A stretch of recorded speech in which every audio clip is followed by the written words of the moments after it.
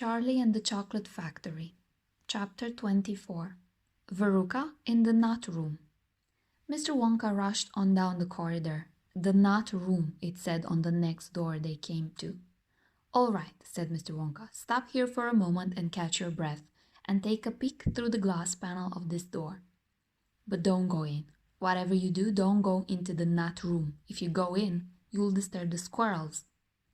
Everyone crowded around the door. "Oh, look, Grandpa, look!" cried Charlie. "Squirrels!" shouted Veruca Salt. "Creaky!" said Mike Teavee. It was an amazing sight. 100 squirrels were seated upon high stools around a large table. On the table there were mounds and mounds of walnuts, and the squirrels were all working away like mad, shelling the walnuts at a tremendous speed. "These squirrels are specially trained for getting the nuts out of walnuts," said Mr. Wonka. "Why use squirrels?" Mike Teavee asked. "Why not use Oompa Loompas?"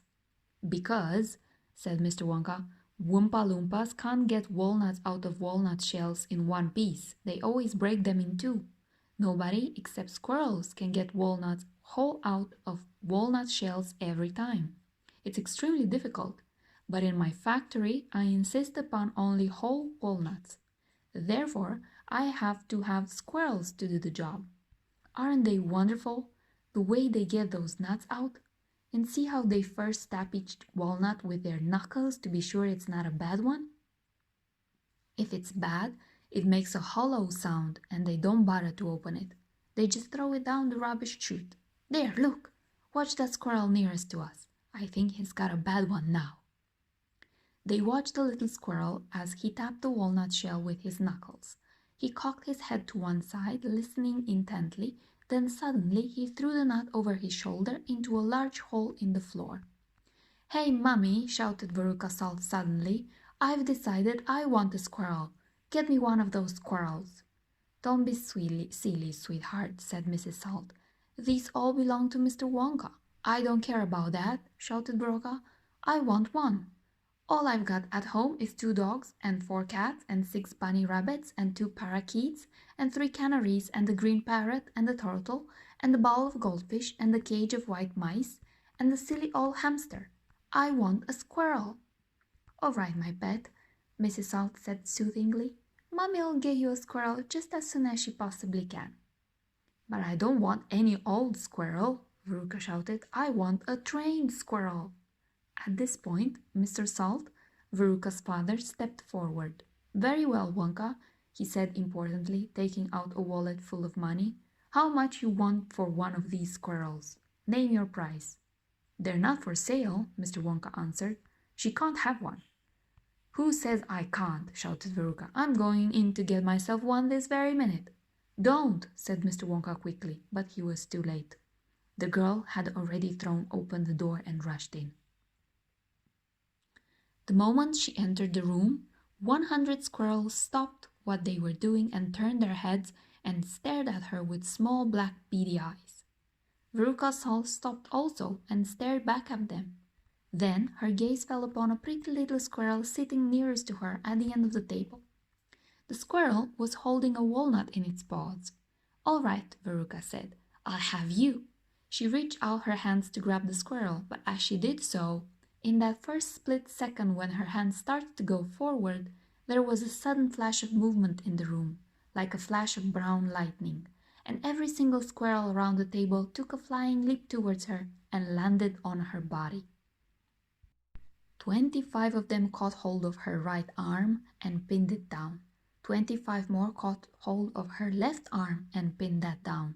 25 caught hold of her right leg and anchored it to the ground. 24 caught hold of her left leg. And the one remaining squirrel, obviously the leader of them all, climbed up onto her shoulder and started tapping the wretched girl's head with its knuckles. "Save her!" screamed Mrs. Salt. "Veruca, come back! What are they doing to her?" "They're testing her to see if she's a bad nut," said Mr. Wonka. "You watch." Veruca struggled furiously, but the squirrels held her tight and she couldn't move. The squirrel on her shoulder went tapping the side of her head with his knuckles. Then, all at once, the squirrels pulled Veruca to the ground and started carrying her across the floor. My goodness, she's a bad nut after all, said Mr. Wonka. Her head must have sounded quite hollow. Veruca kicked and screamed, but it was no use. The tiny strong paws held her tightly and she couldn't escape. Where are they taking her? Shrieked Mrs. Salt. She's going where all the other bad nuts go, said Mr. Willy Wonka. Down the rubbish chute. By golly, she's going down the chute, said Mr. Salt, staring through the glass door at his daughter. Then save her, cried Mrs. Salt. Too late, said Mr. Wonka. She's gone. And indeed she had. But where? Shrieked Mrs. Salt, flapping her arms. What happens to the bad nuts? Where does the chute go to? That particular chute, Mr. Wonka told her, runs directly into the great big main rubbish pipe, which carries away all the rubbish from every part of the factory. All the floor sweepings and potato peelings and rotten cabbages and fish heads and stuff like that. Who eats fish and cabbage and potatoes in this factory, I like to know, said Mike Teavee. I do, of course, answered Mr. Wonka. You don't think I live on cacao beans, do you? But, shrieked Mrs. Salt, where does the great big pipe go to in the end? Why, to the furnace, of course, Mr. Wonka said calmly, to the incinerator. Mrs. Salt opened her huge red mouth and started to scream. Don't worry, said Mr. Wonka. There's always a chance that they've decided not to light it today. A chance, yelled Mrs. Salt. My darling Veruca, she'll be sizzled like a sausage. Quite right, my dear, said Mr. Salt. Now, see here, Wonka, he added, I think you've gone just a shade too far this time. I do indeed. My daughter may be a bit of a frump, I don't mind admitting it, but that doesn't mean you can roast her to a crisp. I'll have you know I'm extremely cross about this. I really am. Oh, don't be cross, my dear sir, said Mr. Wonka. I expect she'll turn up again sooner or later. She may not even have gone down at all. She may be stuck in the chute just below the entrance hall, and if that's the case, all you have to do is go in and pull her up again. Hearing this, both Mr. and Mrs. Salt dashed into the nut room and ran over to the hole in the floor and peered in. Veruca, shouted Mrs. Salt, are you down there? There was no answer. Mrs. Salt bent further forward to get a closer look. She was now kneeling right on the edge of the hall with her head down and her enormous behind sticking up in the air like a giant mushroom. It was a dangerous position to be in. She needed only one tiny little push, one gentle nudge in the right place, and that is exactly what the squirrels gave her. Over she toppled into the hole head first, screeching like a parrot. Good gracious me, said Mr. Salt as he watched his fat wife go tumbling down the hole. What a lot of rubbish there's going to be today. He saw her disappearing into the darkness. What's it like down there, Gina? He called out. He leaned further forward. The squirrels rushed up behind him. Help! He shouted, but he was already toppling forward, and down the chute he went, just as his wife had done before him, and his daughter. Oh dear, cried Charlie, who was watching with the others through the door. What on earth's going to happen to them now? I expect someone will catch them at the bottom of the chute, said Mr. Wonka.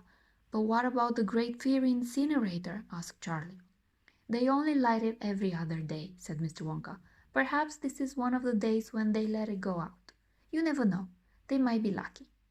Shh, said Grandpa Joe. Listen, here comes another song. From far away down the corridor came the beating of drums. Then the singing began. Veruca Salt, sang the Oompa Loompas. Veruca Salt, the little brood, has just gone down the rubbish chute. And as we very rightly thought, that in a case like this we ought to see the thing completely through, we've polished off her parents too.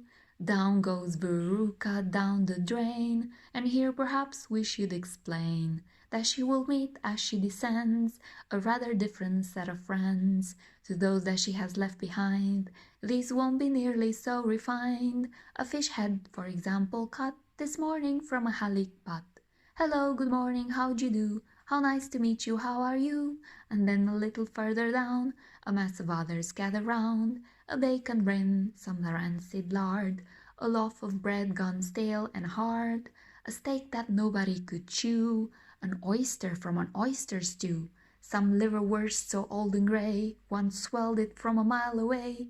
A rotten nut, a reeky pear, a thing the cat left on the stair, and lots of other things as well, each with a rather horrid smell. These are Veruca's new-found friends that she will meet as she descends, and this is the price she has to pay for going so very far astray.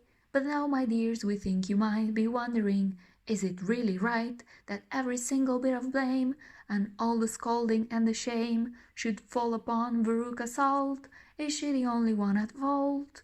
For though she'd spoiled and dreadfully so, a girl can't spoil herself, you know. Who spoiled her then? Ah, who, indeed? Who pandered to her every need? Who turned her into such a brat? Who are the culprits? Who did that? Alas, you needn't look so far to find out who these sinners are. They are, and this is very sad, her loving parents, Mum and Dad. And that is why we're glad they fell into the rubbish chute as well.